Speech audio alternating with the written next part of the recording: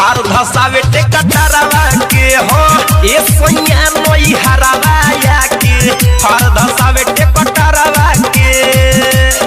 तू बड़ा बहारा में हम बानी घरे हमरा के में हरी नियो न रोज धरे तू बड़ा बहारा में हम बानी घरे हमरा के में हरी नियो न रोज धरे मन बढ़ला बा देवरवा के ए राजा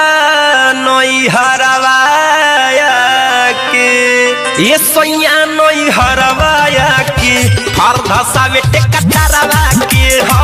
ए सोनिया नई हरवाया के हर धसावे टेकटरवा के ए सोनिया नई हरवाया के हर धसावे टेकटरवा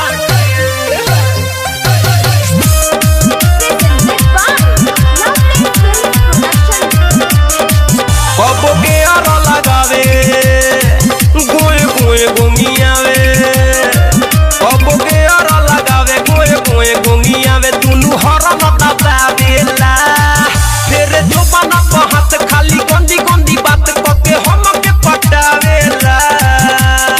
तोहरा से बेसी तपा गलबावे पहिए से हमरा पीछे लाह गलबावे तोहरा से बेसी तपा गलबावे पहिए से हमरा पीछे लाह गलबावे भले ता छोड़े नया चारावा के ए सैया नई हरवाया के ए राजा नई हरवाया के हर धसावे टेकटरवा के हो ए सैया नई हरवाया के हर धसावे टेकटरवा के म्यूजिक बाय विकेश भोजपुरिया। आप सुन रहे हैं अमित पटेल की आवाज में। गल काटता ओठ चाटता गल काटता ओठ चाटता देह देहिया में साटता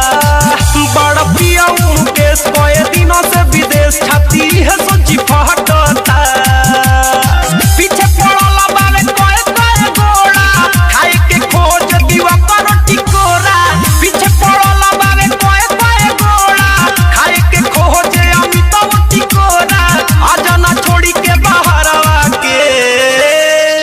ए सैया नई हरवाया के ए राजा नई हरवाया के हर धसावे टेकटरवा के हो ए सैया नई हरवाया के हर धसावे टेकटरवा के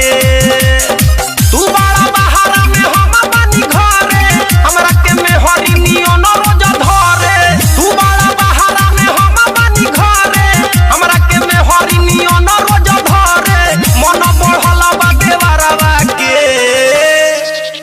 ए राजा नई हरवाया के ये सोनिया नई हरवाया के हर धसावे टेकटरवा के हो ए सोनिया